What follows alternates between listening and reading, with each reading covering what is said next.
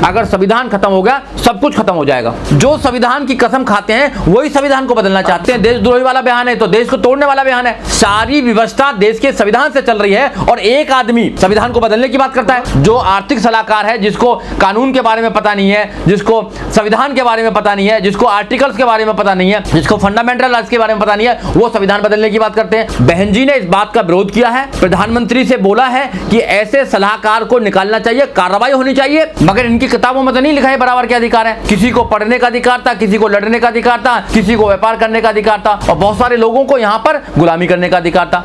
देखिए, भारत के संविधान को जो पढ़ेंगे आप, तो भारत का संविधान जो है 4 चीज़ों पर आधारित है: न्याय, समता, स्वतंत्रता और बंधुता। जो 4 चीज़ भारत के संविधान में प्रियम्बल में दी हुई हैं। मगर ये जो लोग हैं, ये ना तो न्याय करना चाहते लोगों के साथ में, ना ये समता के साथ पूरे जीवन को चलाना चाहते हैं, ना लोगों को स्वतंत्रता देना चाहते हैं और ना ही लोगों में बंधुता बनाना चाहते हैं। धर्म के आधार पर जो नफरत फैलाने का ये काम कर रहे हैं, तो इसलिए जो भारत का संविधान है वो इनके बीच में आता है। भाई, आप कैसे देश को धर्म के नाम पर बांट सकते हैं, नफरत फैला सकते हैं? तो इन लोगों को लग रहा है कि सबसे बड़ा जो कांटा है वो भारत का संविधान है। इन जो 85% बहुजन इस देश के अंदर हैं, उनको जो सबसे ज़्यादा ताकतवर कोई अगर कुछ बनाता है तो किताब है भारत का संविधान। अगर एजुकेशन का अधिकार देता तो भारत का संविधान, अगर इनको नौकरी करने का अधिकार देता तो भारत का संविधान, इनको देश का राजा बनाने का अधिकार देता तो भारत का संविधान, MLA, MP, CM, PM, यहाँ तक कि राष्ट्रपति बनने का मौका देता तो भारत का संविधान, सारी देश की महिलाओं को IAS, PCS, doctor, engineer, professor, जज, वकील बनने का अधिकार देता है तो भारत का संविधान। पहले तो नहीं था। तो ये जो लोग हैं इसलिए भारत के संविधान को बदलना चाहते हैं कि फिर दोबारा ये मनुस्मृति के काल में ले जाना चाहते हैं, जहां पर बहुजनों के गले में हांडी, पीछे झाड़ू और पैर में घुंघरू बांधा करते थे। फिर दोबारा एक ऐसा राज्य बनाना चाहते हैं। और इनके जो लोग हैं, जो बाबा छोड़ रखे हैं, वो कहते भी रहते हैं कि देश को हम हिंदू राष्ट्र बनाना चाहते हैं। हिंदू राष्ट्र बना के क्या हमारे फंडामेंटल राइट्स को खत्म करना चाहते हैं?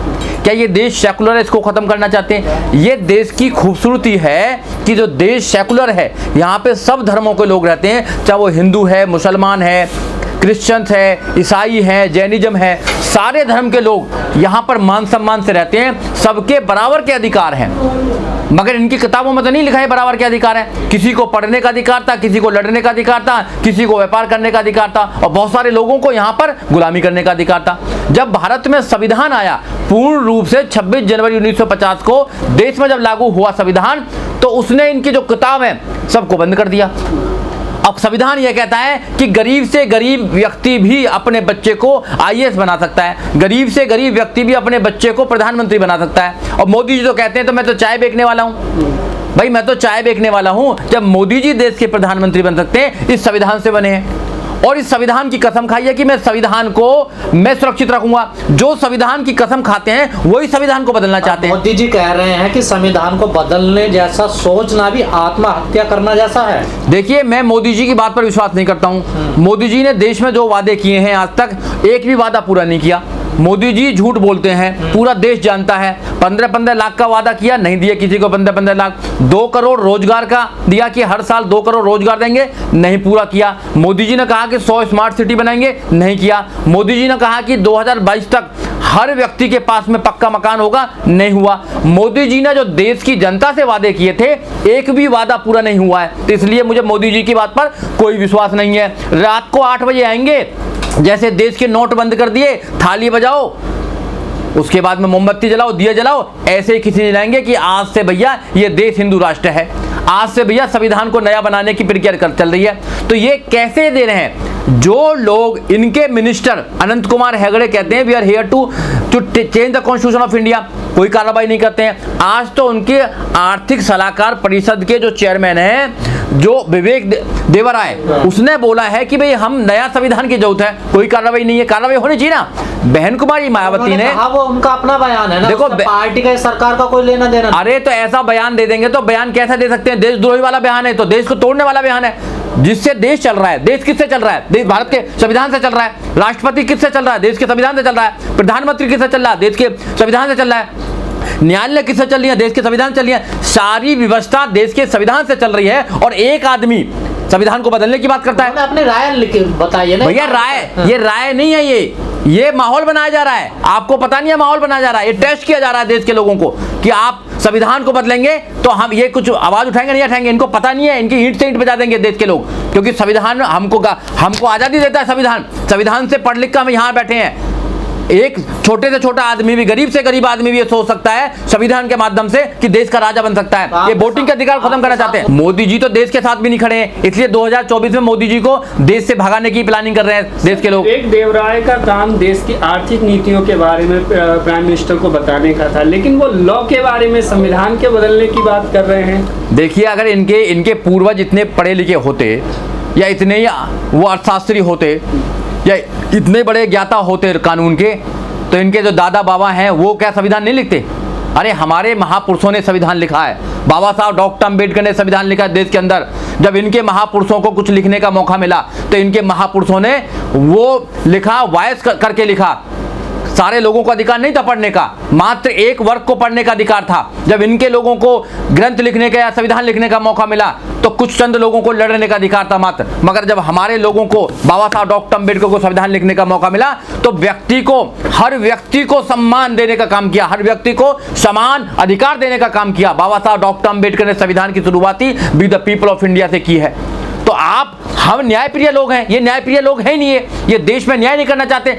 आज भी देश के अंदर सामाजिक न्याय नहीं है। देश के अंदर मूंछों के नाम पर लोगों को मारा जा रहा है, नहीं मारा जा रहा, बताइए आप लोग। और एक तरफ एक आदमी उठता है जो आर्थिक सलाहकार है, जिसको कानून के बारे में पता नहीं है, जिसको संविधान के बारे में पता नहीं है, जिसको आर्टिकल्स के बारे में पता नहीं है, जिसको फंडामेंटल राइट्स के बारे में पता नहीं है, वो संविधान बदलने की बात करते हैं और देश के लोग चुप बैठे रहते हैं। कोई डिबेट नहीं होती है। अभी कोई हिंदू मुसलमान का मुद्दा होता, सारे चोंच लड़ाते रहते, सारी मीडिया ऐसे रोती, पूछो मत।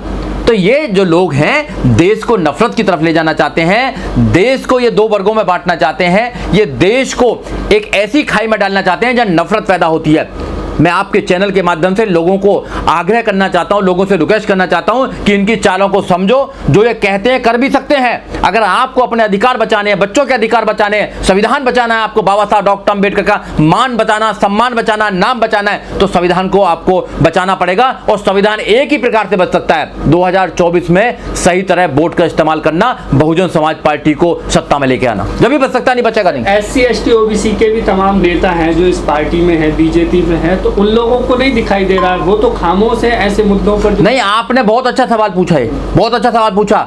माननीय काशीराम साहब की किताब है चमचा युग है ना। तो 131 मेंबर ऑफ पार्लियामेंट हैं जो संविधान के माध्यम से अधिकार मिला हुआ है, संविधान के माध्यम से उन लोगों को रिजर्वेशन मिला हुआ है। संविधान खत्म हो जाएगा, रिजर्वेशन भी खत्म हो जाएगा, एक भी आदमी नहीं बनेगा। आप प्रधानमंत्री बनने की जो सपना देख रहे हैं ना, प्रधानमंत्री छोड़ो, आप प्रधान भी नहीं बन पाओगे।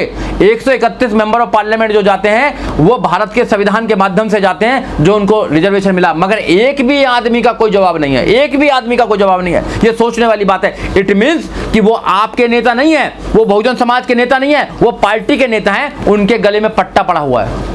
ये नेता है, वो क्या बात करेंगे आपकी? अगर आपकी कोई आवाज उठा सकता है, बहन जी का आप ट्वीट देखिए, बहन जी ने इस बात का विरोध किया है, बहन जी ने प्रधानमंत्री से बोला है कि ऐसे सलाहकार को निकालना चाहिए, कार्रवाई होनी चाहिए। मगर प्रधानमंत्री चुप है, मौन है। जब जब भी देश पर संकट आता है या जब जब भी देश में प्रधानमंत्री के स्टेटमेंट की जरूरत पड़ती है, प्रधानमंत्री मौन हो जाते हैं, प्रधानमंत्री को जवाब नहीं देते। पर जो कानून मंत्री हैं अर्जुन राम मेघवाल जी, वो तो खुद दलित समाज से आते हैं। बिल्कुल सही बात कहा आपने। क्यों नहीं वो इस पर? अरे मैं बताता रहा हूं, दूसरी पार्टियों में आप जितनी भी दूसरी पार्टी है, बहुजन समाज पार्टी को छोड़ के अन्य जितनी भी पार्टियां हैं, वहां आप एक पूंछ की तरह हैं। लंबी तो हो सकते हैं, ताकतवर नहीं हो सकते हैं। और अपने घर को अगर जो मजबूत नहीं बना रहे हो, दूसरे के महलों को मजबूत बना रहे हो जो पहले से बहुत मजबूत हैं, और अपनी झोपड़ी को तुम आग लगा रहे हो। अगर अपनी झोपड़ी को आग लगाओगे, दूसरे को घर को मजबूत बनाओगे, तो जो महलों वाला है तुम में लात मारेगा, तुम्हें निकालेगा, फिर कहां जाओगे आप लोग? तो इसलिए लोगों को डर है कहीं लात न लग जाए। तो ये लोग किसी के आशीर्वाद पर हैं, ये बाबा साहब के आशीर्वाद को भूल गए, बाबा साहब की मेहनत को भूल गए, ये महापुरुषों की मेहनत को भूल गए, बाबा साहब डॉक्टर अम्बेडकर के 4 बच्चों की कुर्बानी को भूल गए। जो आज ये मिनिस्टर बने पड़े हैं, लॉ मिनिस्टर बने हैं और जो मिनिस्टर बने, ये बाबा साहब डॉक्टर अम्बेडकर के रिजर्वेशन से और बाबा साहब डॉक्टर अम्बेडकर के संविधान से बने हुए हैं। अगर संविधान खत्म हो गया, सब कुछ खत्म हो जाएगा।